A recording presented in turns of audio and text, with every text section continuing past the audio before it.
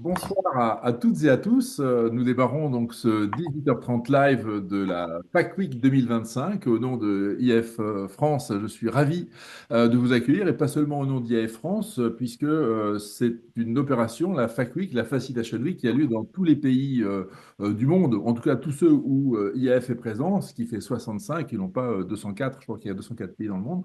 Et donc, en tout cas, ça fait déjà un sacré paquet d'opérations qui se font en parallèle.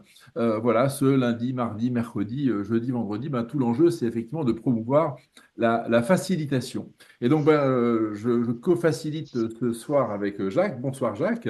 Bonsoir Olivier.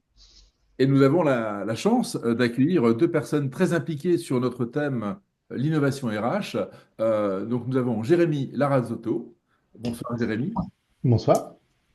Et nous avons Roman Bergès, donc Jérémy Larazotto a des fonctions RH qu'il nous précisera donc dans un grand groupe, Action, qui est une filiale du groupe Bouygues. Et Roman Bergès, c'est elle, start-upeuse depuis un peu plus un an et quelques semaines, sur une start-up centrée précisément sur l'innovation RH. Voilà, alors avant de rentrer en dynamique avec nos invités. Je voudrais vous faire un tout petit topo un petit peu sur l'enjeu de la Facilitation Week aujourd'hui, hein, donc que vous ayez un tout petit peu le topo en tête. Et donc, voilà, donc nous avons aujourd'hui sur la Facilitation Week un programme avec tous les jours un déj stratégique, le midi une interview, l'après-midi une expérience sur différents thèmes et le soir, eh bien, nous inaugurons les séquences du soir avec le 18h30 live. Et donc nous sommes aujourd'hui en présence donc, de Roman Bergès et Jérémy Larazotto sur ce sujet de l'innovation RH. Alors pourquoi on a traité ce thème? Parce qu'effectivement on a le sentiment que dans notre contexte, véritablement, l'innovation RH a de plus en plus d'enjeux, de sens, et en même temps, on croit percevoir ici et là des gens qui y croient moins, qui peut-être iraient davantage en arrière, en tout cas freineraient un petit peu la démarche qu'on a vue assez volontariste pendant quelques années, là, dans les années 2015-2020. Et effectivement, c'est l'occasion un petit peu de faire le point sur, entre le côté flamboyant qu'on a pu vivre et les périodes un petit peu turbulentes que l'on vit aujourd'hui, un petit peu où nous en est. Donc voilà, donc deux personnes aujourd'hui avec nous engagées, passionnées par l'innovation RH.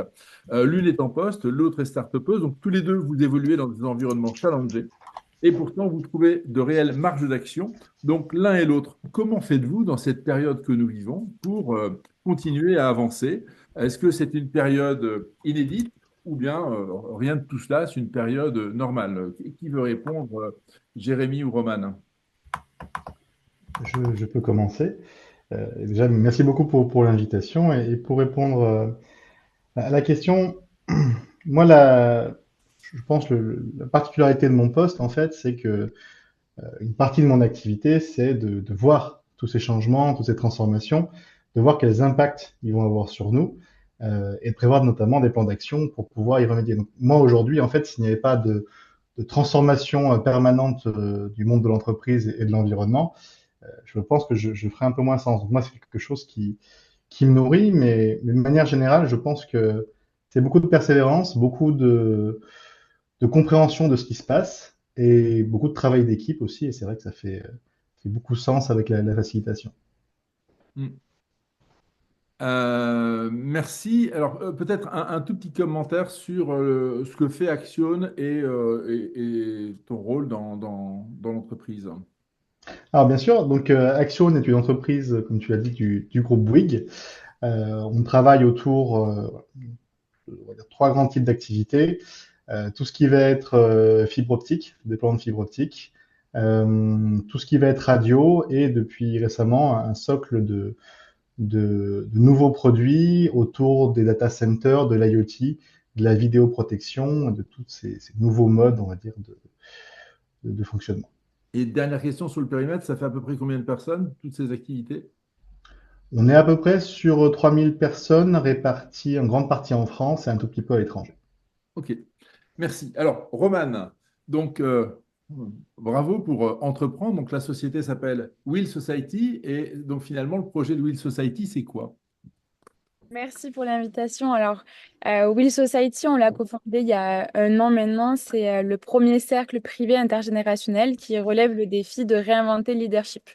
Donc, on connecte des leaders de grands comptes, TPE, TI, grandes entreprises, etc., avec des jeunes talents pour repenser les modèles de leadership et rassembler des acteurs de transformation sociale autour de ce même enjeu. Donc, on rassemble plus de 190 entreprises adhérentes dans 25 nationalités représentées aussi. Et on anime donc cette communauté autour de masterclass confidentielles, d'insights et de grandes enquêtes, notamment la dernière, l'enquête intergénérationnelle que l'on on a menée. On a sondé plus de 400 dirigeants justement sur les attentes qu'ils ont des nouvelles générations, les attentes par rapport au monde du travail. Et on a croisé ces insights avec celles des nouvelles générations pour comprendre où était le point bloquant aujourd'hui dans le monde professionnel. Donc tout ça, c'est des sujets qui me parlent en effet. Et alors, bon, justement, que disent ces enquêtes sur ce qu'on considère ici dans le périmètre de l'innovation RH, qu'il nous faudra peut-être d'ailleurs définir davantage si on avance dans cette conversation. Alors, aujourd'hui, ben, les enquêtes sur les différents types de collaborateurs, les différents types d'entreprises, on en est où? C'est un sujet qui progresse ou qui régresse finalement?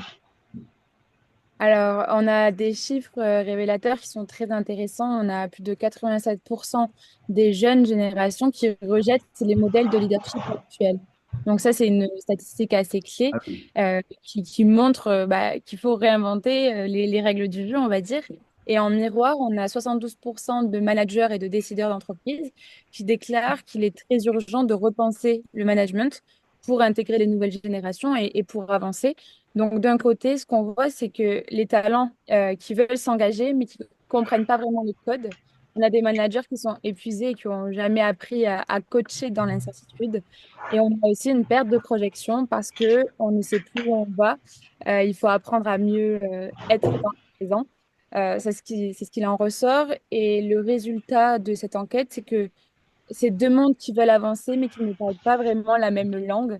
Donc, Hmm. on répond, nous, à un fossé générationnel existant dans le monde professionnel. Il est culturel et structurel à la fois. Un autre insight forte que je peux vous partager, c'est qu'on a seulement un manager sur quatre qui se sent soutenu dans sa mission de manager, en matière plus de coach facilitateur que manager avec management assez vertical et descendant. Et on a plus de 50% qui déclarent ne pas être reconnus ou formés dans leur rôle de passeur de sens, passeur aussi de transmission de savoir. Pendant ce temps-là, on a donc 64% qui dénoncent une hiérarchie trop rigide dans les nouvelles générations. Donc, ce qu'on peut dire sur le résumé de cette enquête, c'est que le management, il est aujourd'hui coincé entre deux pressions inverses avec d'un côté la pression business, performance, rentabilité, reporting du manager et attente générationnelle des nouvelles générations. Pas que, hein, c'est de l'attente de n'importe quel collaborateur en entreprise en matière de sens, d'autonomie et de reconnaissance.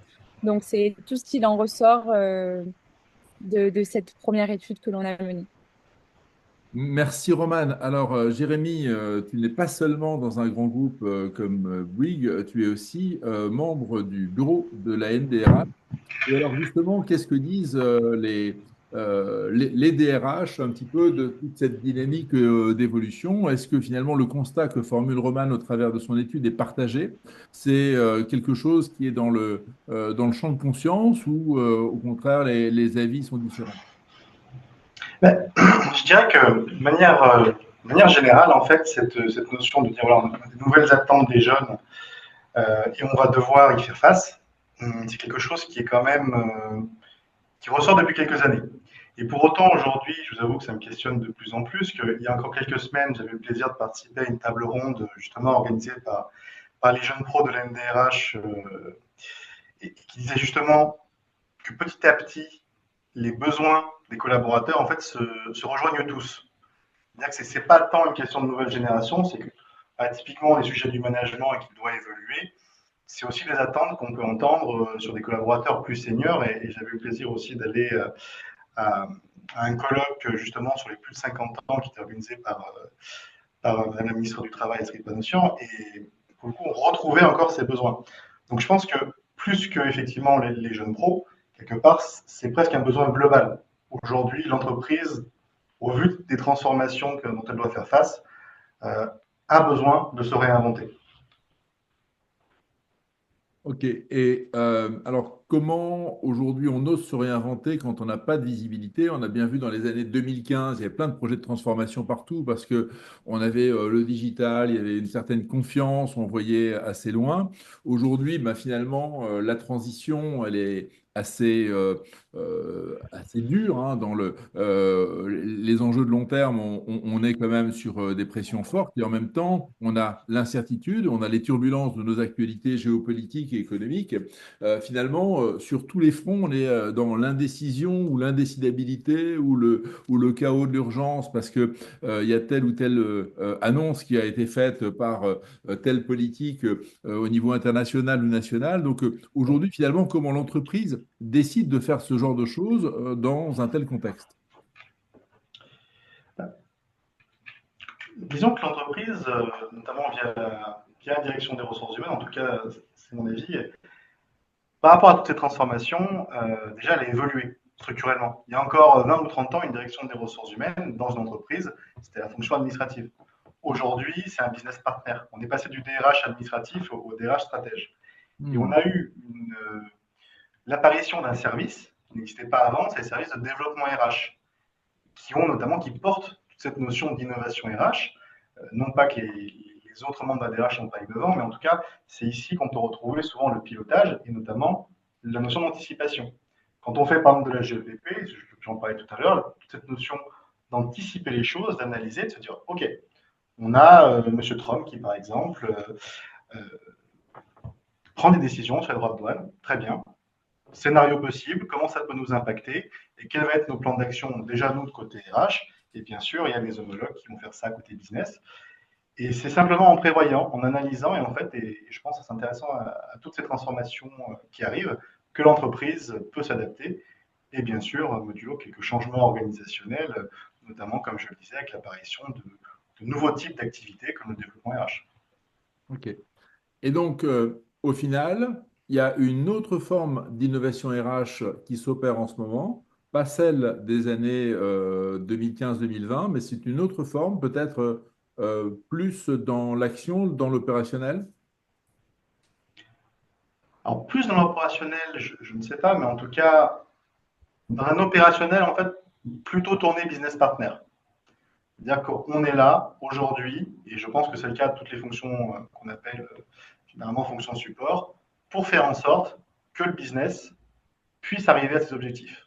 Nous, on met en place des jalons qui vont lui permettre en fait d'atteindre son objectif sur notre sphère d'influence, on va dire. Et ça, par contre, effectivement, cette notion de business partner, c'est assez nouveau par rapport à l'opérationnel plus classique. Il y a quand même vraiment ça là-dessus, effectivement, tu as raison, c'est de plus en plus, les politiques RH ne sont pas juste des politiques RH, Hmm. c'est des politiques RH au service du métier, au service du business. Et ça, c'est vrai que c'est de plus en plus prégnant. D'accord. Moi, Roman? j'aurais une question, principalement à Jérémy, éventuellement Roman, Mhm. parce que moi, innovation, c'est innovation RH. Et où est-ce que vous faites, est-ce que vous avez des cercles de travail, des groupes de travail dans l'entreprise et ou à la NDRH pour commencer à penser cette innovation RH? Et en parallèle, moi, j'ai en tête un travail que je pense tous les deux vous connaissez de quelqu'un, d'une paire de personnes qui s'appelle Hersey et Blanchard. Je crois que c'est dans les années 70, avec le management situationnel, avec 4 types de management. Et dans ce que j'entends, de ce que disait Roman, apparemment, les jeunes ou l'étude ne sont que dans le premier type de management, qui est un management directif. Alors que Hersey et Blanchard, dans les années 70, en ont pointé 3 autres. Le deuxième qui est le management incitatif, le troisième qui est le management collaboratif, et le quatrième qui est le management délégatif, et qui se fait en fonction de l'individu. Et or, j'ai l'impression que beaucoup de managers choisissent juste, allez, on va tout faire pour tout le monde, le one size fits all, on fait faire tout du management participatif ou que des choses directives. Donc, comment ça se goupille à un moment donc ça, c'est les années 70. Donc, Mhm. innovation RH, comment vous faites vous avez un groupe de travail Alors, j'ai envie de dire, on a même mieux qu'un groupe de travail, on a une très belle association, effectivement, qui s'appelle la NTRH, et dont tout l'intérêt, en fait, effectivement, c'est de nourrir ses membres avec des échanges, avec des contenus qu'on peut apporter, avec aussi la possibilité d'échanger entre pairs, de benchmarker. Donc, beaucoup de choses, on peut le voir comme ça aussi. Et c'est vrai que c'est très nourrissant, en fait, j'ai envie de dire, toute cette matière qui peut nous venir et qui nous permettent de sortir d'un quotidien un peu plus opérationnel pour effectivement avoir des temps de réflexion entre pairs euh, sur des domaines un peu plus macro. Et en entreprise, bien sûr, comme on se le disait, c'est essentiel aujourd'hui de travailler avec les métiers. Donc, dès qu'on fait une politique RH, dès qu'on fait des plans d'action liés à des modifications, des transformations de l'environnement, euh, tout de suite, une fois qu'on a en tout cas c'est ma façon de travailler, une fois qu'on a une première version, on va la travailler avec les métiers qui sont ceux qui connaissent le mieux le métier justement. Donc ça crée en fait dans un projet des cercles de réflexion. Et sur le management, je souriais parce que justement, je me rappelle d'une phrase que j'ai tendance à entendre malheureusement, que j'ai même entendu moi dans des postes précédents, c'est souvent les managers qui disent c'est mon style de management, tu dois t'adapter. Là, je trouve ça formidable quand même, parce qu'effectivement, vous parliez de plusieurs styles de management. En fait, ce qui fonctionne, c'est de s'adapter à la personne. C'est tout le travail du manager de s'adapter. Et aujourd'hui, on ne va pas gérer une personne A dans son équipe de la même façon qu'une personne B. Et Roman, vous donniez un peu l'exemple, il me semble, et on voit bien, si vous avez un junior ou quelqu'un de jeune dans votre équipe et un senior, même si les besoins peuvent se rejoindre, je pense que ce ne sera pas tout à fait, alors, tout dépend des caractères, mais la même façon de manager. Donc, je pense qu'il faut tuer tu dois t'adapter à mon style de management et plutôt demander au manager de s'adapter aux collaborateurs de leur équipe. Mm. Alors, Roman, justement, cette prise de conscience de s'adapter finalement au style de la réalité de son équipe, c'est de plus en plus pris en compte dans les observations de Will Society, où ça ne l'est pas encore, d'où le fait que beaucoup de jeunes générations, en tout cas, contestent. Et deuxième question, est-ce que justement l'intergénérationnel, ce n'est pas un moyen pour faire évoluer les choses plus vite? C'est peut-être un peu ça votre approche de Will Society. C'est ça, nous, on a pris la décision d'avoir cette verticale qui est l'intergénérationnel pour accélérer toutes les innovations sociales ou RH à avoir dans le monde professionnel. Donc, ce qu'on se rend compte, nous, dans notre communauté, et je réponds aussi à la dernière question qui avait sur comment on fait ces innovations RH, c'est en mettant chaque membre de Wish Society d'égal à égal et de pair à pair. C'est-à-dire qu'il n'y a plus de barrière générationnelle et sociale dès qu'on met un pas chez Wish Society. Et on a donc ces groupes de pairs, ces peer groupes, où on challenge n'importe quelle problématique. Ça peut être, c'est très holistique notre approche. Ça peut être business, marque employeur, recrutement, technique et rôle et posture du manager. Et ça va être challengé par une diversité cognitive aussi de profil, une diversité culturelle. Et on essaye d'en tirer des enseignements bénéfiques. Par exemple, des innovations que je peux vous partager et qui ressort auprès de nos membres ou de nos clients, c'est intégrer des boards intergénérationnels dans les comités stratégiques. Ça, c'est quelque chose qui se déploie extrêmement bien. C'est de la co-construction, c'est de l'écoute, c'est mettre en place un cadre clair et structurel aussi pour que chaque talent puisse exploiter son plein potentiel et pour que les COMEX puissent être aussi connectés à la réalité du monde professionnel.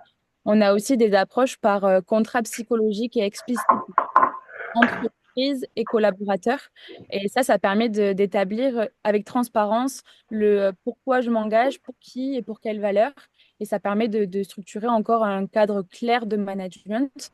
On a aussi systématisé en fait le copilotage de projets à impact social, de projets RSE, ou de tout type de projet au sein d'une organisation, avec même des onboarding intergénérationnels pour inclure tout le monde dans les réflexions stratégiques, dans l'onboarding aussi, et pour accélérer aussi cette transmission de savoir-faire, savoir-être, qui est d'une richesse très forte en matière d'intelligence collective aussi pour les managers et pour n'importe quel talent de l'entreprise.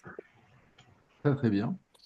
Merci. Est-ce que dans les participants, il y a des questions qui se posent, des interventions pour corroborer ou au contraire peut-être challenger nos intervenants, Jérémy et Roman? Pas de questions? Bien, on va progresser. Alors, justement, quelles sont aujourd'hui les innovations RH qui commencent à faire la différence dans cette période un petit peu de turbulence, qui sont challengées? Est-ce que s'il y avait à retenir des démarches qui sont un petit peu nouvelles, novatrices, qui font bouger les lignes, est-ce qu'il y a des innovations RH que vous auriez à recommander? Là, de ce que je vois, de ce qui fonctionne le mieux, c'est des conseils du futur du travail qui englobent tous ces sujets de transformation sociale et technologique aussi, où on parle aussi de davantage d'IA, de compagnons éthiques, transparents, quelle est la place aussi du capital humain à l'ère de l'intelligence artificielle. Ça, ce sont tous les sujets que l'on porte, que l'on voit émerger aussi au sein des organisations. Et je pense que celles qui prendront cette avance seront les compétiteurs de demain. Et c'est toujours dans cette même logique de co-construction et d'intelligence collective dans tout ce qu'on promeut et dans tout ce qu'on développe. Et je pense que ça, c'est une des premières innovations à très forte valeur à mettre en place facilement avec zéro coût au sein de n'importe quelle organisation. Merci Roman. Alors, on a eu aussi le grand chassé-croisé du télétravail, hein. Il fallait tous être en télétravail en 2020, puis il y a eu un certain reflux. Est-ce que justement sur cette capacité à faire collectif, à être ensemble, à faire face à toutes les circonstances de court et de moyen terme, aujourd'hui, voilà, le collectif, il est finalement revalorisé, revitalisé comment? Est-ce que c'est par justement une nouvelle intensité collaborative que l'on arrive à recréer du nous, du vivant, ou est-ce que c'est simplement à remettre les gens dans les mêmes lieux? Finalement, qu'est-ce qui, sur ce côté faisons collectif, parce que j'entendais tout à l'heure Jérémy tu évoquais ce côté assez individualiste hein, des gens d'aujourd'hui. Finalement, aujourd'hui, comment on arrive à refaire collectif? C'est vrai que concernant le télétravail, et ça, c'est déjà une dichotomie qui est assez importante à avoir en tête, je trouve, c'est que déjà, effectivement, si les entreprises sont en train de reculer sur le télétravail, aujourd'hui encore, toutes les statistiques nous montrent que c'est une demande du collaborateur, le télétravail. C'est-à-dire quand vous avez une offre d'emploi qui a un 100% de télétravail, une possibilité en tout cas de le faire, il me semble qu'elle capte dans les 80-90% des candidatures par rapport aux autres offres qui ne l'ont pas. Donc le télétravail, aujourd'hui, c'est très difficile d'aller contre. Pour autant, effectivement, on a vu quand même un phénomène de recul. Donc c'est là où, quand on dit que typiquement dans l'entreprise, on ne se parle pas, déjà, moi, ça me questionne. Dans un sens, votre candidat vous demande ça, l'entreprise va à un autre endroit. Après, est-ce que le télétravail aujourd'hui, c'est contre le travail de groupe? Je ne sais pas. Moi, par exemple, ma collaboratrice dans mon équipe, elle n'est pas à Paris. Je suis situé à Paris, mais aujourd'hui, en fait, elle travaille à Rennes. Et aujourd'hui, effectivement, pour moi, quand j'ai pu avoir cette équipe, au début, ça pouvait être un peu difficile. Il fallait créer des rituels, des moyens de se parler, des moyens de créer une équipe, quelque part. Je ne suis pas certain aujourd'hui, je trouve qu'on a trouvé plutôt un bon équilibre. Je ne suis pas certain aujourd'hui qu'on ne fait pas groupe quand on est en télétravail. Pour autant, c'est sûr que des moments, pas de travail, j'ai envie de dire, mais plus informels, qui vont être autour du travail, ça permet aussi de souder une équipe, mais ça peut aussi totalement s'organiser, même avec des personnes qui sont remote. Tout à fait. Roman, il y a un sujet avec le télétravail encore aujourd'hui où c'est devenu finalement une commodité de la vie des organisations, qu'on soit en distanciel, en présentiel, comme ce soir, on est tous en distanciel et on est là. Et donc finalement, est-ce qu'il y a encore un sujet là-dessus ou c'est un sujet qui est daté des années précédentes? Et je rebondis sur ce que Jérémy vous disiez, c'est que le télétravail, même, c'est plus un modèle de travail hybride où la majorité des collaborateurs vont favoriser 2 à 3 jours de télétravail par semaine.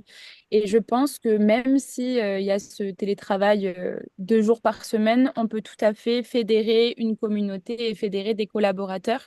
Et là, je parle avec ma vision communauté de Will Society, c'est que du moment qu'on arrive à embarquer des collaborateurs en tant qu'ambassadeurs de l'organisation, qui sachent pourquoi ils s'engagent, pour quel impact ils vont avoir derrière aussi. Je pense que les rituels à mettre en place, les valeurs, la mission et la vision à aligner, ça permet de fédérer tout le monde sur un objectif commun. Et là encore, on replace du coup le capital humain au cœur de toutes les transformations et on met tout le monde porteur de projets et de transformation sociale au sein de l'entreprise. Et ça a une très, très grande richesse, peu importe le modèle, que ce soit hybride, en full-time télétravail aussi. C'est comment on engage, comment on fédère, comment on co-construit, on recrée du lien aussi et on prend le temps de connaître et de comprendre son collaborateur. Et c'est un peu l'approche que j'ai du leader aujourd'hui. Ça va pas être celui qui va être numéro un dans l'entreprise et dans l'organisation. Un leader, ça va être celui qui va aider les autres à grandir et à apporter un projet plus haut que lui-même et une mission plus haut que lui-même. Et ça, je pense que ça a une force et un impact très, très intéressant au sein de n'importe quelle organisation, que ce soit grand compte ou comme nous, en mode startup très lean et très agile. Merci Romain. C'est un petit peu les caractéristiques de la facilitation que tu soulignes dans ton exposé ici. Effectivement, on a des facilitateurs de plein exercice et aussi des managers facilitateurs qui finalement prennent ces aspects de redonner du cap, d'avoir de l'écoute, de faire grandir. Voilà, donc est-ce que finalement cette posture du facilitateur, elle se généralise véritablement aussi dans les formations des managers? Ça devient un petit peu une sorte de référentiel. Jérémy, dans les grands groupes?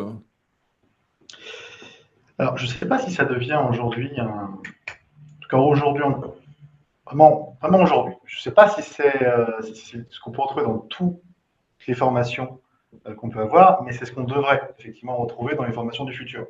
Et pourquoi, et tu l'as dit, j'en parlais un petit peu en préambule avant cet échange, c'est que simplement aujourd'hui, on a une société qui est de plus en plus individualiste et individualisée. Individualiste parce qu'aujourd'hui, on est plus, et on a beaucoup d'articles qui tournent sur le sujet, sur LinkedIn, sur Internet, on est plus sur des sommes de je que des sommes de nous. Donc c'est assez difficile de faire société et de faire du coup groupe aussi au travail.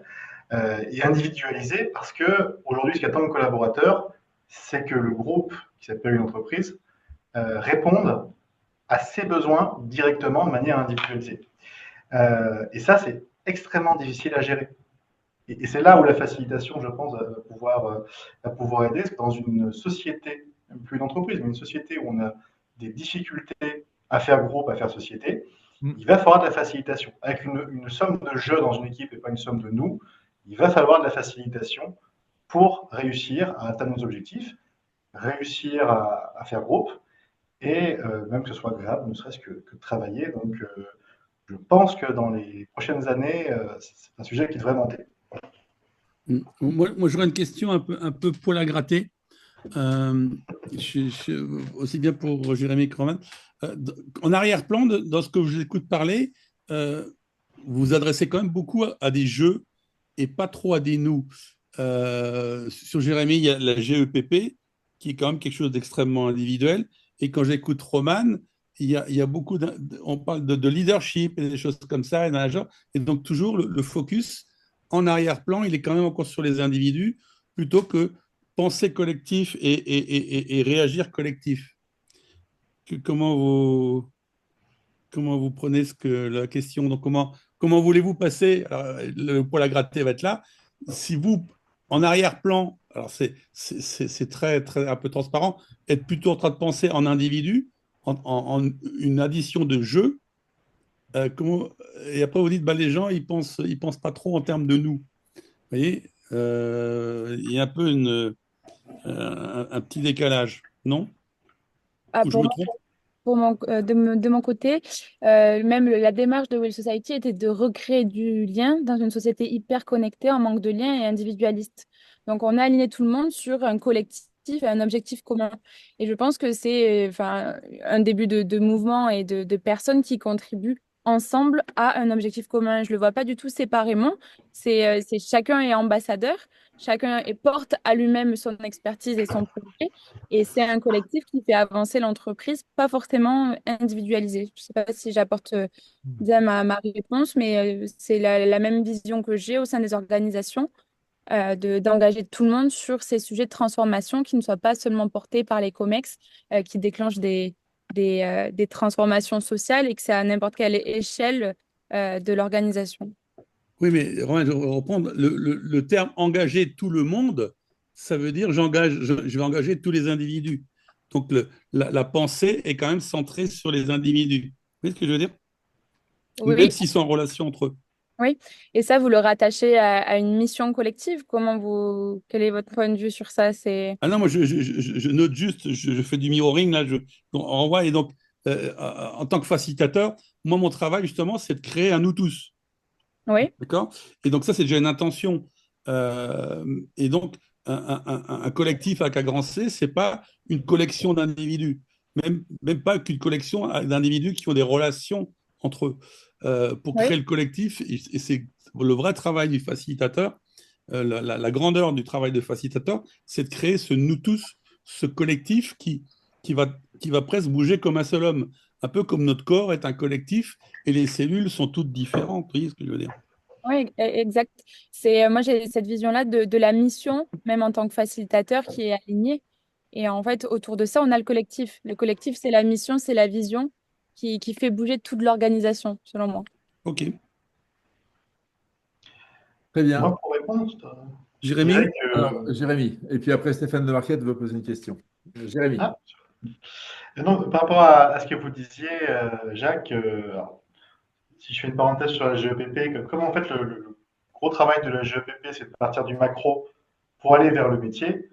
Aujourd'hui, on est assez peu dans le jeu. C'est plus l'opérationnel quand on lui montrer des plans d'action et tout ce qui va être impact qui va amener le jeu. En disant les collaborateurs, aujourd'hui, c'est ça.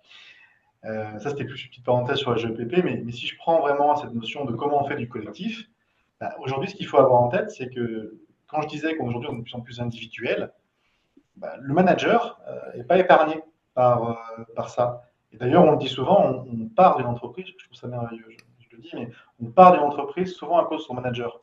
Donc on devrait rester plutôt à cause de son manager, ou grâce à son manager. Et on le voit bien aujourd'hui dans les entreprises, des managers qui sont aussi, il faut le dire, la tête dans le guidon parce qu'ils sont vraiment focus sur le travail, les objectifs, les KPI qu'il faut réussir pour avoir sa prime. Tout ce système-là, en fait, il n'est pas spécialement à penser collectif et à pousser le manager à créer ce collectif. Et même dans le travail d'équipe, je le vois, et je vois les 150 situations que j'ai depuis que je travaille, où je vais vers un collègue, je dis voilà, on va travailler en équipe, le sujet est venu chez moi, je suis en chefferie de projet, je suis en responsabilité, on va travailler ensemble pour réussir l'objectif. Où la première réaction du collègue, c'est de dire mais pourquoi tu viens voir? Mm. Enfin, moi je sais faire mon travail, je sais faire mon métier, pourquoi on travaillerait tout d'un coup ensemble? Mm. Et c'est toujours un moment à dépasser avant d'avoir la satisfaction de se dire, bah voilà, on a travaillé ensemble et on est allé plus loin que si on avait travaillé tous les deux, chacun de son côté. Et ça, c'est un moment, c'est un cap à passer. Et je n'aurais pas la prétention de dire que j'ai fait de la facilitation, mais en tout cas, je pense que quelques techniques qui peuvent aider à ça et qui permettent d'arriver vraiment à un résultat qui est extrêmement agréable et très satisfaisant quand on se dit, ben voilà, tout ce qu'on a fait ensemble, alors qu'on serait 10 km avant si on n'avait pas simplement fait un travail d'équipe. Après, il y a plein de Monsieur Jourdain de la facilitation aussi, hein, Merci. qui font de la facilitation sans le savoir. Stéphane de Marquette C'est possible, c'est propose possible. d'intervenir sur peut-être une question, une remarque. Ouais, c'était une remarque en fait. Oui, ce qui a été dit sur l'évolution des RH, il y a un énorme enjeu en fait au niveau de cette fonction parce que c'est une fonction qui aujourd'hui devrait être considérée à l'égal de la fonction business dans l'entreprise. Elle est aussi stratégique et la symétrie des intentions, des attentions entre le consommateur ou l'usager et le collaborateur ou salarié de l'entreprise, c'est quelque chose de fondamental. Ce qui pose la question de l'attractivité de la fonction, ce qui pose la question de laisser au RH la capacité d'avoir de l'audace, donc de leur propre relation avec les directions générales ou les conseils d'administration. Et pour reprendre ce qui a été dit sur l'individuel et le collectif, la beauté de la fonction RH, c'est finalement d'avoir à prendre sur ses propres épaules les injonctions contradictoires de l'humain, c'est-à-dire d'être capable de jouer le et, c'est-à-dire à la fois connaître les personnes, les développer en tant que personnes et en même temps s'intéresser au collectif autant que collectif, puisqu'on sait que le collectif n'est pas du tout la somme des individualités, il transcende largement la somme des individualités. Donc il y a une vraie question à la fois de reconnaissance, d'audace à conférer à cette fonction et en même temps de développement d'un certain nombre de capacités et de compétences au sein même de la fonction RH. Des réactions, Jérémy, Roman? C'est vrai que si je prends le premier point, la partie, je veux dire, presque inégalité de traitement entre peut-être la DRH et les fonctions peut-être finance, j'ai envie de dire en fait, malheureusement, tout ce qui est nouveau, souvent doit se justifier. En fait, il y a deux solutions. Soit quelque chose est nouveau et ça arrive par vague et on peut rien y faire. C'est le cas de l'intelligence artificielle, par exemple. Soit on est convaincu du bienfait de cette nouveauté et on doit la justifier. Alors effectivement, pendant longtemps, les DRH a dû se justifier auprès de la finance d'être un business partner, d'être stratégique et de tout ce qu'elle peut apporter aujourd'hui à l'entreprise. Ça, je pense qu'on commence à avoir vu le bout du tunnel là-dessus. Mais c'est aussi vrai en DRH. Hein, moi, mes fonctions qui sont un peu plus atypiques, qui ne sont pas de la RH historique, comme de la gestion des contrats ou de la paye, premier truc que je dois faire quand j'arrive dans une entreprise, c'est de faire comprendre et de justifier l'intérêt de mettre tout ça en place. Et une fois que c'est fait, c'est fait. Et après, l'attractivité de la fonction, bah, le côté positif, c'est que vraiment, c'est une fonction qui a quelques années encore, peut-être, qui intéressait moins globalement, qui intéressait moins. Moi, je le voyais quand on parlait des stats d'école de commerce ou de Sciences Po, il y avait assez peu de personnes qui venaient de ces écoles et qui allaient dans la fonction RH. Aujourd'hui, c'est plus le cas. Quand on regarde les stats, on a quand même une remontée des écoles de commerce, des IEP. Donc, ça veut dire quand même qu'aujourd'hui, les jeunes sont plus intéressés et donc ils comprennent que c'est une fonction qui a de la valeur. Et quant à la capacité d'avoir de l'audace, bah, vous l'avez très bien dit, ça va dépendre, je pense, de la relation entre la DRH et la direction générale, et surtout du DRH. Est-ce qu'il a une vision et est-ce qu'il arrive à faire adhérer à cette vision? Et c'est là où on a les marges de manœuvre pour avoir de l'audace. Jacques. Roman, avant Roman. Oui. Je recroise tout à fait avec ce qui vient d'être dit. Même le rôle en fait du manager en tant que facilitateur, c'est là où je le vois comme un point d'ancrage dans cette incertitude professionnelle qu'il va y avoir et dans tous les bouleversements qu'on peut connaître en matière de technologie, de géopolitique, etc. Et où je pense que le sujet du DRH et des managers et de tout manager d'entreprise va se rediriger vers un coach facilitateur pour aligner tout le monde sur un collectif et sur des enjeux de place du capital humain aussi, à l'ère de toutes ces transformations, et ça va devenir l'une des plus grandes priorités pour essayer d'avancer sur un modèle lean et agile aussi. Merci. Donc, Jacques. Oui, donc je voulais rebondir sur ce point-là. Je pense que dans l'entreprise, il y a un biais cognitif qui est impacté depuis des années, des décennies, par le plan comptable, par l'organisation comptable de l'entreprise. C'est-à-dire que dans l'entreprise, vous avez la richesse humaine n'est pas l'actif du bilan, d'accord, mais en termes de charges, on a les salaires. Donc on a complètement des déséquilibre. Sur des investissements, on a de l'amortissement, on a un lien entre l'actif et les charges. Là, on a des charges sans actif. Ce qui veut dire que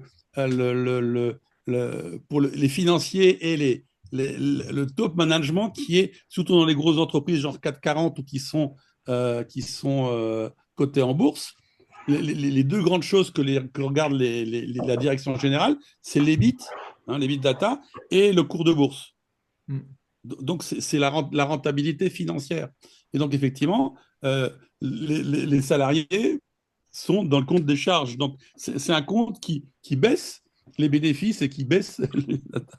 Donc, ce biais cognitif fait qu'en fait, la finance comment on dit, est la reine à ce niveau-là, et que les RH sont un peu, des fois, relayés. Et c'est vrai que souvent, les RH ne sont pas forcément au COMEX, quoi.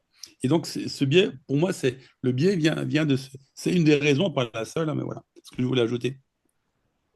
Merci. Alors justement, est-ce qu'on arrive à mesurer aujourd'hui la capacité à faire collectif, la capacité collective de l'entreprise, hein? On le voit bien dans le sport, hein, dans les sports collectifs, quand il y a un vrai collectif d'équipe, il vient en général, ce collectif gagne beaucoup mieux ses épreuves et fait des différences.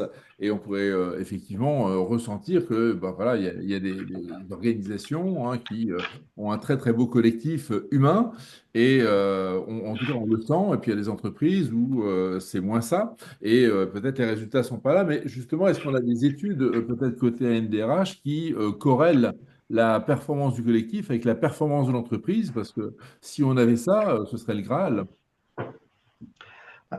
Très certainement qu'il va en avoir. Je vous avoue que je n'ai pas qui me reviennent en tête directement, mais in fine, on se retrouve toujours sur la même idée, hein, c'est justifier l'intérêt des ressources humaines.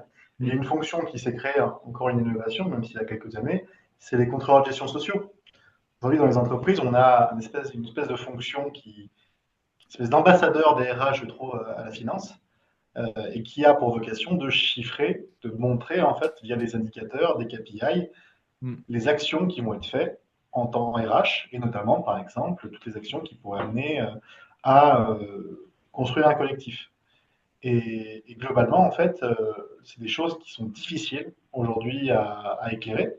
Et on le voit, nous, par exemple, dans l'entreprise, on a fait le choix, par exemple, pour la fixation des objectifs, de laisser une grande part aux objectifs collectifs, parce qu'on considère que c'est ensemble qu'on va y arriver et pas individuellement. Donc il y a bien sûr des objectifs individuels, mais il y a quand même une grande part qui est mise sur une lumière qui est faite sur le collectif. Et ça, aujourd'hui, pour se dire comment on traduit, j'ai envie de dire en euros, ce parti pris qui a été fait, difficile. Difficile, on doit sûrement avoir des méthodes, mais c'est compliqué. C'est comme valoriser une formation. Personne s'est formé, très bien. Expliquer le gain de productivité qui est lié à la formation, on y arrive, mais c'est complexe. Donc tout ça, effectivement, c'est l'apanage des ressources humaines d'être parfois un petit peu moins ancrée dans le chiffre, mais il faut qu'elle le soit. C'est une manière de justifier les choses et de montrer l'impact qui est là. Mais je pense qu'un des meilleurs indicateurs, ça va être la capacité à réussir les objectifs, surtout quand ils sont très ambitieux. On n'y arrivera pas de manière individuelle. Et après, ça va être tout ce qu'on va voir ressortir dans un peu la marque employeur. C'est-à-dire qu'on est collaborateur, si on arrive vraiment à arriver à créer un collectif, si on est vraiment arrivé à créer quelque chose dans l'entreprise, vous allez voir que les collaborateurs vont rester et vont en parler, vont avoir envie de venir, en fait. Donc, c'est plus là où on va trouver des indicateurs. Je pense que si on creuse, on peut en trouver. Mais il y aura aussi toujours des choses un peu impalpables. Est-ce que dans les baromètres RH, on a des indicateurs sur la capacité collective de l'entreprise? Parce que les indicateurs sur l'adhésion, enfin, tous les indicateurs classiques, on les connaît, mais sur le côté collectif, est-ce que ça existe? Ben, à part, par exemple, le taux d'objectif collectif qui me vient en exemple, qu'on peut mettre par manager, par collaborateur, sinon, ça reste quand même assez peu présent, assez anecdotique dans les entreprises. C'est vrai que ça pourrait être un axe de performance, un axe d'évolution, en sachant quand même qu'un tableau de bord en RH, toujours et encore, c'est pas si vieux que ça. Hein. Le fait de ne plus prendre des décisions à l'instinct du RH, qui est très pertinent et qu'il faut garder, c'est pas le sujet, mais d'avoir vraiment des décisions qui sont basées sur des chiffres, des indicateurs, des analyses, c'est récent. Donc tout ce pool d'indicateurs, aujourd'hui, qui sont peut-être considérés comme standards, in fine, si on regarde un tout petit peu en arrière, c'est pas si standard que ça. Et bien sûr qu'aujourd'hui, ils doivent évoluer. Et je ne sais pas si ce sera vraiment des indicateurs ou peut-être l'intelligence artificielle qui va nous donner. Il me semble que c'est Harvard Business Review qui faisait un article sur l'intelligence artificielle et sur l'impact des ressources humaines il y a quelques jours et qui justement disait que c'était l'IA, c'est toute une possibilité, c'est une solution, d'avoir des données, d'avoir des indicateurs, d'avoir toutes des analyses, on va dire vraiment toute analyse qui peut être intéressante pour anticiper les besoins en compétences, planifier et pourquoi pas aussi voir quels vont être les impacts de décisions un peu plus collectives comme vouloir faire le collectif. Parce que ça va toucher plein de choses. Ça va toucher la performance, ça va toucher le nombre d'arrêts maladie, ça va toucher plein de petits indicateurs.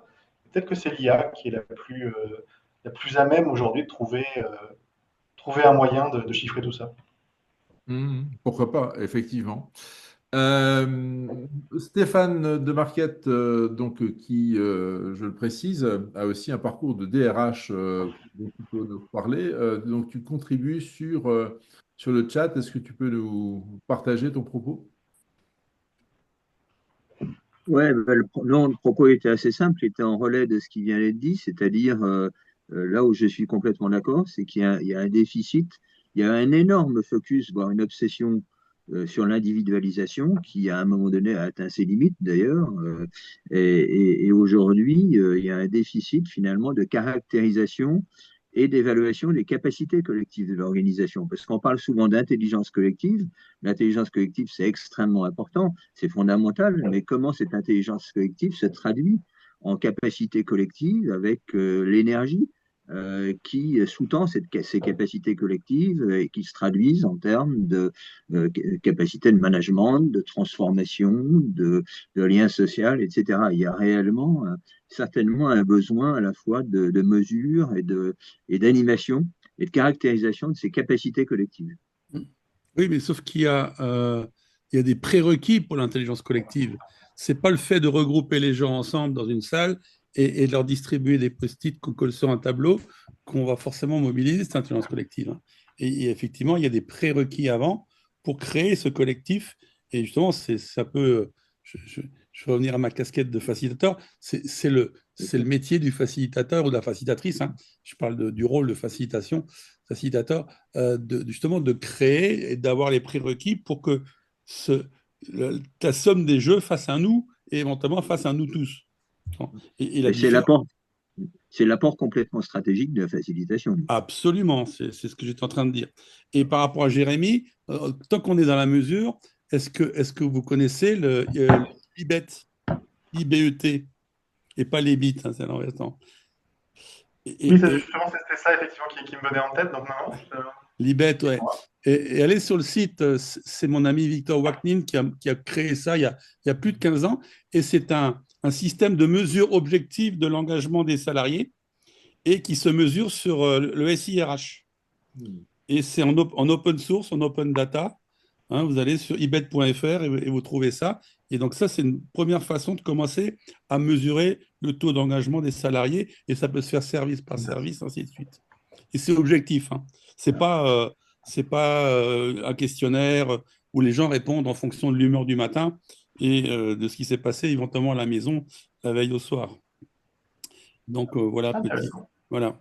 Merci pour toutes vos contributions. Quand on a préparé cette Fac Week, on se disait, mais c'est absolument important d'avoir des gens des ressources humaines, des gens qui sont sur l'innovation RH ensemble dans le même sujet, parce que ça foisonne un peu dans tous les sens, et dans tous les sens, autant sur les accélérations que parfois les retours en arrière. On avait envie de se questionner. Et finalement, je nous trouve, en tout cas, je vous trouve assez convergents dans les propos.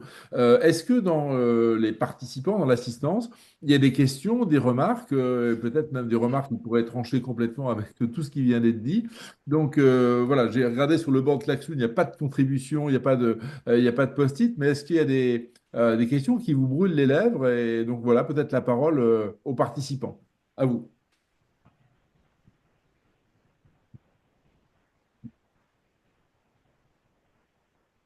Bon, est-ce que voilà, vous constatez finalement que cette dynamique d'innovation, elle continue? Voilà, Edith. Edith, oui. Oui, pardon, bonjour, enfin bonsoir. Moi, j'avais, en fait, c'est pour avoir fait un peu le tour des salons justement sur l'innovation RH. Vous paraissez très, enfin voilà, abondé dans ce sens et être convaincu par la facilitation. Moi, j'ai trouvé, peut-être que enfin, c'était d'avoir un petit peu votre regard depuis notamment la NDRH, de voir si ça commençait à être vraiment partagé. Pas votre constat, mais finalement les solutions et de dire que la facilitation, ça puisse être un vrai besoin dans l'entreprise et que ce soit ressenti comme tel par les fonctions RH et qu'ils soient attentifs à vouloir les développer. C'est ça. Donc c'est savoir si parmi les gens que vous avez rencontrés, est-ce que vous sentez qu'il y a un vrai appétit, je dirais, pour, euh, pour la facilitation et que ça commence pardon, voilà, à se déployer. Je ne sais pas s'il était très très clair, mais Eh ben, je dirais que comme dans beaucoup de choses, ça va dépendre en fait, et ça va dépendre du DRH que vous allez avoir. C'est même pas une question de seniorité ou de génération. J'ai vu des DRH seniors qui étaient très intéressés par l'innovation RH ou par la facilitation. Euh, je pense qu'aujourd'hui, on est plutôt dans la phase du constat. On est en train d'en parler. Euh, et que petit à petit, c'est en train de rentrer dans les mœurs. On voit par exemple apparaître, on peut dire presque en tout cas un trend qui va dans ce sens, c'est l'apparition de plus en plus de coaching, par exemple. La facilitation n'étant pas le coaching, mais des choses qui vont dans ce sens-là commencent à apparaître. Et je pense qu'il va falloir encore quelques temps. Alors, les choses avancent tellement vite aujourd'hui que peut-être ce sera dans un laps de temps assez court. Mais quand même un peu de temps pour que les gens intériorisent et se disent, OK, aujourd'hui, pour travailler efficacement au vu de comment est la société et de comment nos cerveaux sont un peu en train d'être, j'ai envie de dire, changés par tout ce qui se passe, on va avoir besoin, de manière générale, de compétences en facilitation. Est-ce que c'est en ayant, et c'était le cas dans mon ancienne entreprise où on avait un facilitateur à demeure, donc qui était collaborateur du département, ou peut-être en, comme on le disait, formant les managers. Mais là, je pense qu'on arrive de plus en plus dans ce constat et que ça va être mis en place petit à petit. En tout cas, à demeure. En externe, ça existe depuis quelques temps quand même. Merci. Alors, peut-être une question simple pour vous identifier parmi les participants, je ne vous connais pas tous. Qui est facilitateur externe et qui est facilitateur interne? Donc, peut-être, ça va être intéressant, ou qui n'est pas facilitateur du tout et vient effectivement se nourrir un petit peu de la réflexion, ou serait RH. Voilà, donc, alors, facilitateur externe, levez la main. OK, très bien. Et facilitateur interne, est-ce qu'il y a des facilitateurs internes parmi nous ce soir? Non, pas vraiment. Très bien. Alors, Stéphane, tu voudrais intervenir. Non, c'était juste pour lever la main. Ah, pardon. Oui, moi j'ai levé la main. J'ai littéralement Alors, c'est levé pas la le main, même. mais en mode virtuel. Voilà. En mode virtuel, d'accord. Ok, parfait. Merci. Euh, bien, alors on va peut-être aller vers l'atterrissage un petit peu de cette session. Alors, est-ce que tout le monde a pu se connecter sur Klaxoon maintenant, parce qu'il y avait un tout petit bug d'autorisation au départ? Parce que ce qui pourrait être intéressant, effectivement, ce serait donc d'aller sur le board. Je vais remettre le board. Voilà, plus visible. Et en tout cas, voilà, l'idée d'aller sur le board, donc, c'était déjà de voir s'il y avait des questions. Bon, vous n'avez pas posé de questions directement là, mais on était suffisamment peu nombreux pour qu'on puisse les faire en live et ça s'est bien passé. Est-ce que vous auriez des innovations à suggérer, hein, véritablement, peut-être nous, dans notre lecture IF France? On a le sentiment un petit peu pour le monde des RH, hein, c'est que voilà, il y a un ou deux DRH sur 10 qui sont très convaincus par la situation, un ou deux qui le sont moyennement parce qu'ils ont eu des expériences diverses, et plutôt, on va dire, il y en a 7 sur 10 aujourd'hui qui, en fait, on voit les problèmes et ne voit pas forcément les solutions, on ne voit pas forcément ce que la facilitation pourrait apporter. En tout cas, c'est un petit peu une perception que nous avons qui n'a pas encore été étayée par une étude, hein.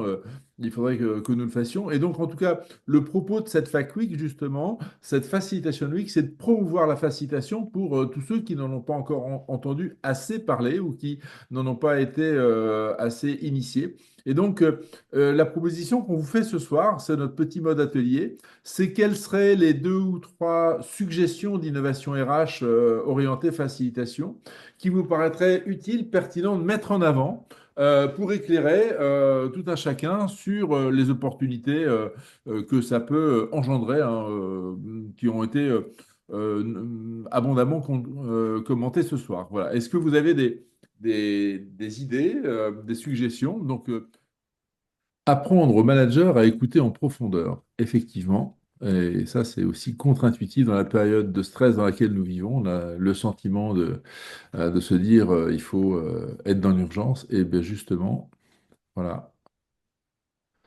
au Et c'est- contraire. et je pense que c'est valable aussi pour, bien sûr, pour les facilitateurs, comme les coachs, enfin, tous les gens qui accompagnent ou qui ont un certain niveau de leadership, quoi. Mm. Peut-être en attendant, je peux vous partager je dirais la mienne. Oui. Moi, j'aurais dit feedback. Et aujourd'hui, c'est pour vous partager aussi une petite anecdote, c'est que nous, aujourd'hui, sur sur nos évaluations annuelles, on a mis une partie feedback, mais non pas feedback du manager vers le manager. On a fait du manager vers le manager. Donc, le collaborateur fait un feedback à son manager et sur son manager pendant l'entretien annuel. Et c'est assez amusant de voir la réaction des managers qui disaient, mais c'était vachement difficile en fait. Parce que bon, globalement, faire des retours à quelqu'un sur lui, je trouvais ça simple. Et puis quand il a commencé à me dire, mais tu vois, quand tu me fais ça, ou quand tu réagis comme ça, bah voilà ce que ça crée chez moi, et c'est pas productif. Ou à l'inverse, quand tu fais ça, bah, c'est super, et ça me galvanise, et ça me donne envie d'aller plus loin, etc. Mais ils ont eu beaucoup de difficultés. Et c'est assez amusant à voir cette innovation RH, qui est un peu le feedback, notamment le feedback du manager vers le manager. Euh, Ça sort les gens un petit peu de leur zone de confort, mais ça a été pour le mieux. Merci pour cette pépite, Jérémy. Ça sent le vécu. Roman, il y a des choses qui ressortent de chez Will Society sur ce type voilà, d'innovation RH pratique. Mais moi, je peux vous partager, par exemple, les KPI de dynamique collective que l'on mesure, par exemple, au sein de Will Society ou certaines organisations. Donc, on a le taux de participation active, l'indice de co-création, l'équilibre intergénérationnel aussi dans les interactions. Donc, c'est le ratio de contribution croisée entre juniors et seniors. Et on a aussi un impact, enfin, le KPI d'impact perçu, c'est-à-dire l'indice d'appartenance, d'utilité ressentie aussi et le taux de feedback croisé. Donc, ça revient aussi avec ce que disait Jérémy. Et en matière d'innovation, les 3 axes ou les 3 solutions que je peux apporter et qu'on déploie, c'est faciliter les transformations donc par l'intelligence collective. Nous, concrètement, ça se mesure avec l'exemple de board intergénérationnel qu'on construit. Faciliter aussi le leadership peut-être plus émotionnel et relationnel avec des leaders facilitateurs. Et après, c'est l'apprentissage de pair à pair. Nous, c'est ce qu'on fait sur des formats de peer group, de peer circles. Et ça, c'est 93% en tout cas des participants qui y participent déclarent mieux comprendre les aspirations des plus jeunes, des plus anciens aussi, et ce que veulent concrètement les collaborateurs pour exploiter leur plein potentiel. Donc ça, c'est les insights que je peux vous partager. Merci. Et ça, c'est typiquement des insights qui se partagent dans les communautés animées par Will Society. C'est ça, c'est nous, notre taux de succès et de collectif, on le mesure grâce à ça. Parce que on a ce fort enjeu de vitalité de lien, de voir à quel point tous les membres sont engagés et se sentent reconnaissants aussi d'appartenir à cette mission. Et on le mesure donc tous les mois sur notre plateforme comme ça. Et peut-être que ça peut inspirer des DRH au sein de leur équipe parce que on mesure en fait la performance et l'impact de notre communauté à échelle nationale et internationale aussi. Très, très bien. Parce qu'effectivement, peut-être ça manquait sur le marché des acteurs qui mesurent cette efficacité de la capacité collective, ce que soulignait tout à l'heure Stéphane de Marquette. Aujourd'hui, il y a pléthore d'indicateurs RH, on va dire classiques. Et puis, voilà, sur cette dimension du collectif, peut-être ça manquait. Ok, très intéressant. Euh, Ben, on va peut-être faire un tour sur ce qui a été proposé, parce que je vois qu'il y a quand même pas mal de choses maintenant. Voilà, ça a super bien fleuri. Alors, qui veut commenter ses propres post-it, hein, donc, mettre en place le feedback, donc ça, passer du feedback au feed forward, former les managers, faire une EPA inversée. EPA, qui peut traduire? Alors, une EPA, c'est une évaluation annuelle professionnelle. Oui, très bien, merci.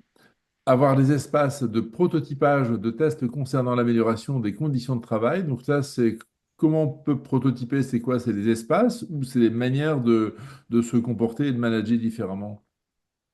C'est un peu les deux. C'est en fait d'ouvrir une grande réflexion et de proposer justement que depuis les individualités se forme une sorte de réflexion globale sur ce qui pourrait collectivement être aménagé et qui soit un peu à la main des collaborateurs. Hmm.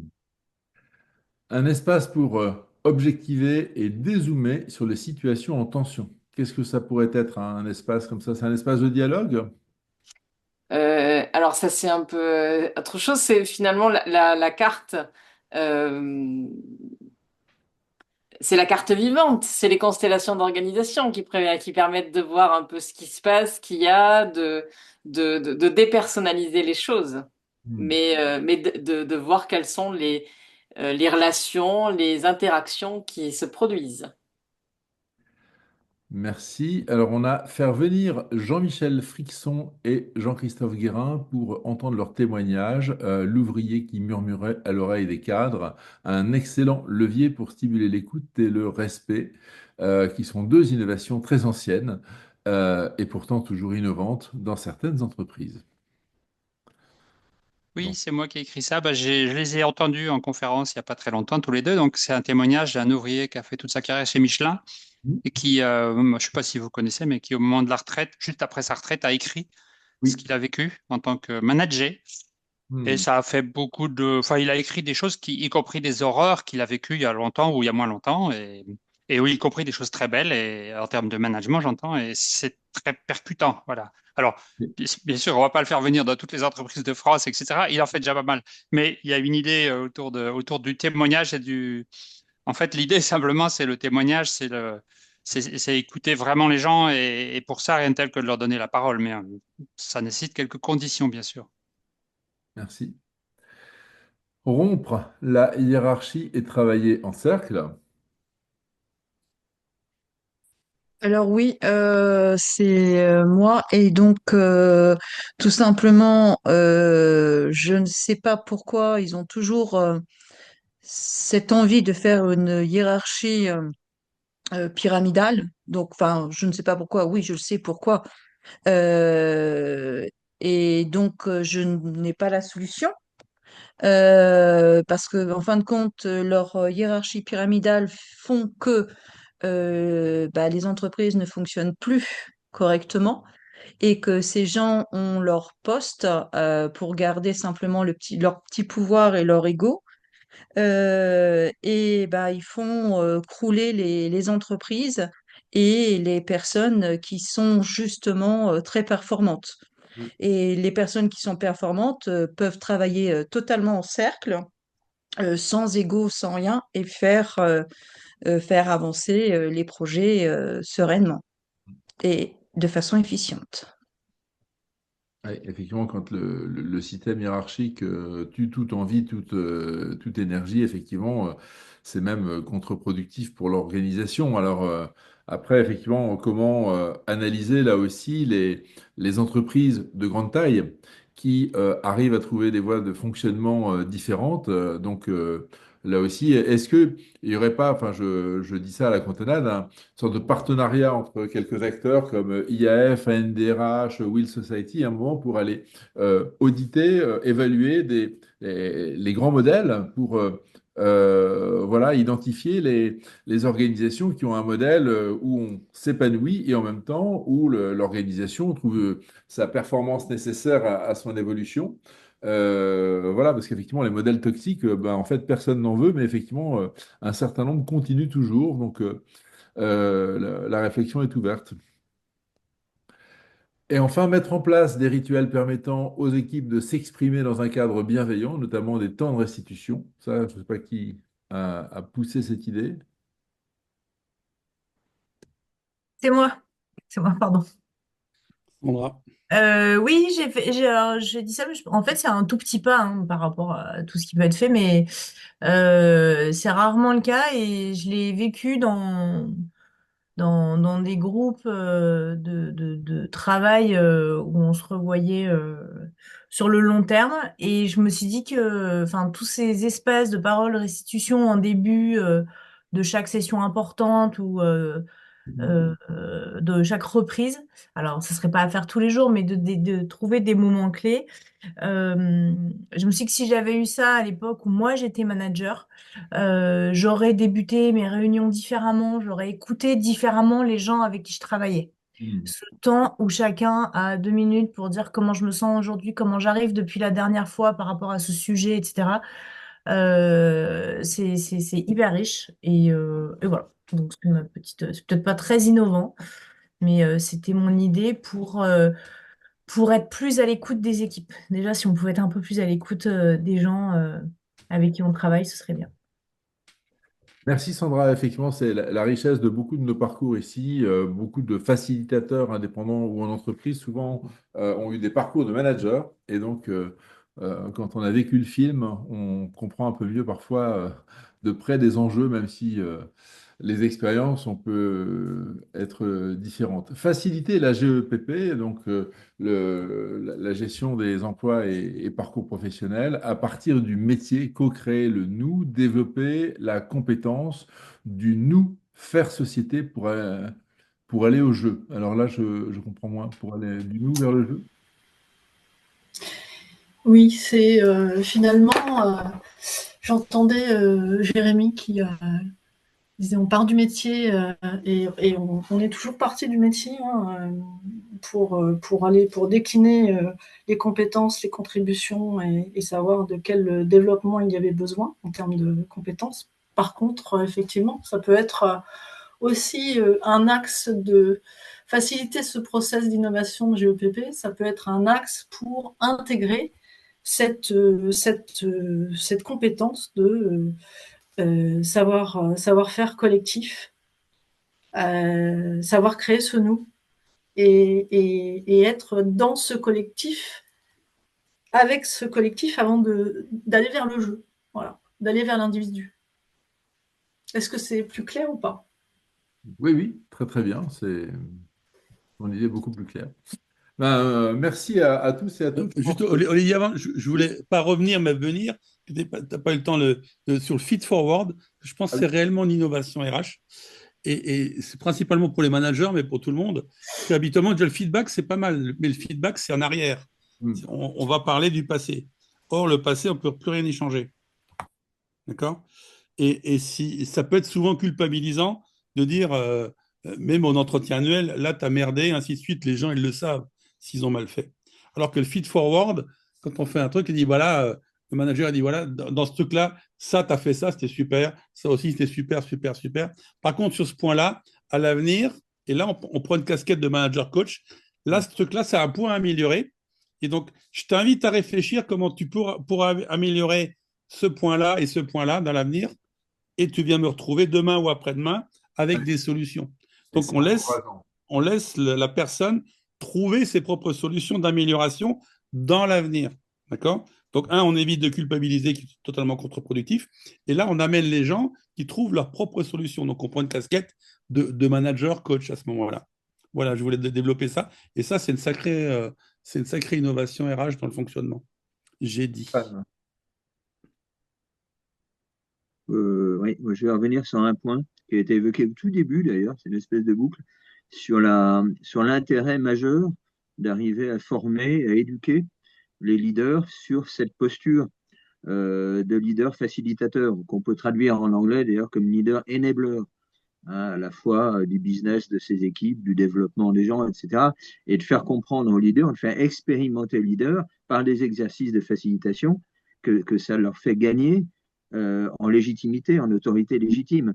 Et quelque part, ça, comment dire, élargit leur propre capacité de leadership. Et ça, si évidemment les entreprises étant ce qu'elles sont, j'ai connu une entreprise du CAC 40 où le patron était capable de dire à ses équipes de façon authentique, à un moment donné, j'enlève ma veste de patron, je me pose avec vous et on discute le coup et vous pouvez me challenger. Et ben, après, il disait, je remets ma veste de patron et quand on décide d'aller à un endroit, on y va. Voilà. Mais je pense qu'il y a effectivement, comme on le disait au début, un très très gros enjeu d'évolution des modes de leadership qui sont aussi, qui se jouent beaucoup dans les postures et les pratiques et cette capacité d'intégrer la facilitation en tant qu'élément stratégique du leadership. Très, très bien. Merci, merci beaucoup. Alors, pour conclure cette session, ce 18h30 live premier de cette Fac Week, je voulais vous annoncer le lancement par l'IAF d'un livre blanc, La facilitation, le pouvoir de l'influence collective. Donc, c'est un 16 pages, mais qui va très rapidement se remplir, puisque derrière, on a des feuillets pour chaque grande pratique de la facilitation. Il y a une quinzaine de feuillets double ou triple page qui sont prévus, donc ça va rapidement s'étoffer. Et on va lancer ça officiellement avec Jacques, Sandrine, Éric Legrand, Nathalie Sally qui ont contribué au document vendredi midi. Donc on a un déj stratégique vendredi midi sur ce sujet qui justement va chercher à outiller au mieux les directions d'entreprise, les DRH notamment, sur justement une pédagogie de la facilitation, parce que voilà, comme je vous le disais, on a nous perçu que il y a ceux qui ont compris et qui justement s'en emparent, comme on le voit chez Bouygues, et il y a ceux qui n'ont pas forcément vu l'enjeu et qui continuent dans les difficultés dans leur organisation. Et finalement, on se rend compte, et j'ai la chance, moi, de participer aux travaux de la NDRH depuis un an maintenant, et tous les DRH que j'ai rencontrés, moi, je pensais qu'ils avaient des idées très préconçues sur la facilitation, pas du tout. La plupart disent, mais c'est super, c'est bien, je ne savais pas, je ne connaissais pas. Et donc, voilà, donc on s'est dit, avec notre petit bâton de pèlerin, eh bien, on va déjà commencer à écrire un document diffusable. Donc, c'est un PDF pour l'instant, hein.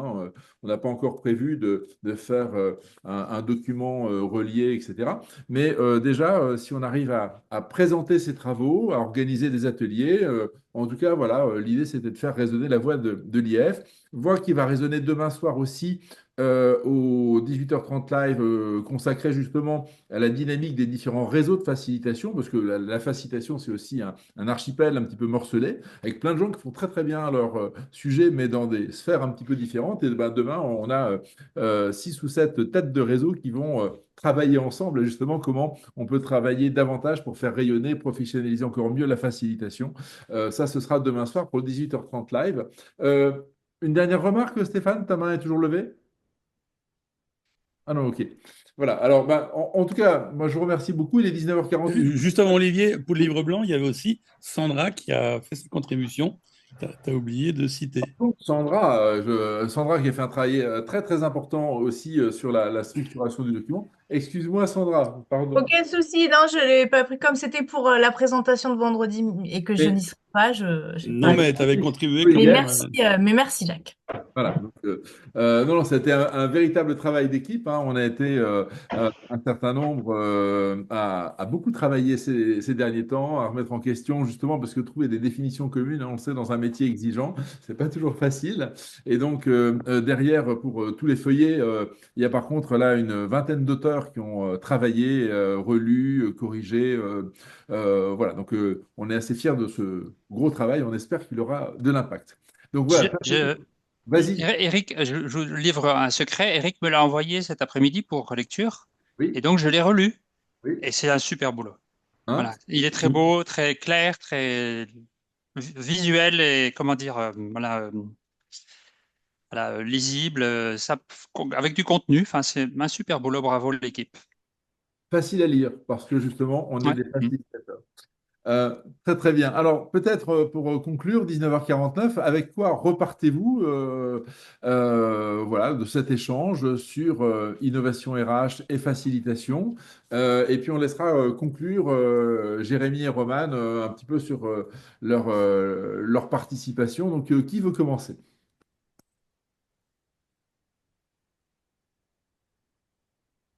J'ai déjà mis un post-it, alors je peux le mettre parce que je me disais, il va peut-être falloir que je tarde pas trop à partir. En fait, mettre du contenu sur des mots qui parfois sonnent un petit peu creux, innovation RH, on met ça un peu partout. Enfin, on le lit à des endroits où on n'est pas trop sûr. Et là, je trouve qu'il y avait plus de contenu, je veux dire concret. C'est le mot concret qui compte. Voilà. Merci. Merci. Je précise, j'ajoute le mot concret à mon post-it. Merci Stéphane. Alors voilà, vous pouvez poser vos post-it et déclamer en même temps. Bah, moi, si j'en crois Jérémy, on a du boulot devant nous, donc c'est plutôt un jour, les DRH, RH et tout ça vont comprendre toute l'importance de notre travail et on a de belles années devant nous. Donc je repars avec de l'espoir. Très très bien. Merci Sandra. Qui enchaîne? C'est aussi ce que j'avais marqué. D'heureuses perspectives qui s'annoncent. Merci. Voilà.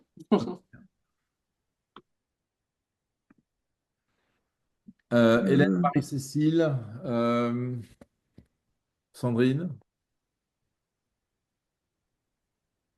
Ouais, merci pour ces échanges-là ce soir. Et moi, je repars avec, ouais, je dirais un peu, je sais pas, pas de l'espoir, mais plutôt d'être rassuré que ces sujets, ils sont bien au cœur des préoccupations. Et voilà, je dirais rassuré, ça c'est le mot. Merci Hélène. Bénédicte peut-être, on n'a pas entendu. Voici le... Alors, j'ai mis un post-it. Il y a encore beaucoup de boulot à faire. Bon, ben oui. C'est plutôt une bonne nouvelle en tout cas pour des professionnels d'avoir... Oui, pour nous, c'est une bonne nouvelle. Voilà. Marie-Cécile. Alors, attendez, je n'arrive pas.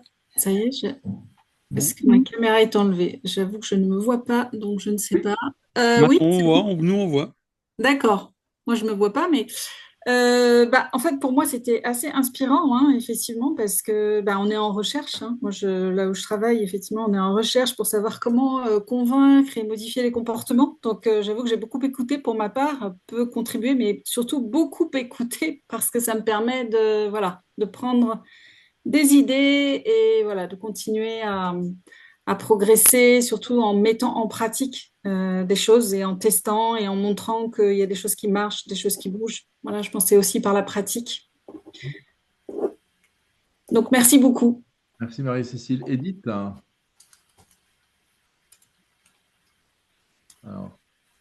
Stéphane. Ouais, moi je vais donner une dernière réaction. Je pense qu'il y a quelque chose d'assez formidable dans le mot facilitation. En même temps, c'est un mot qui peut être porteur de biais.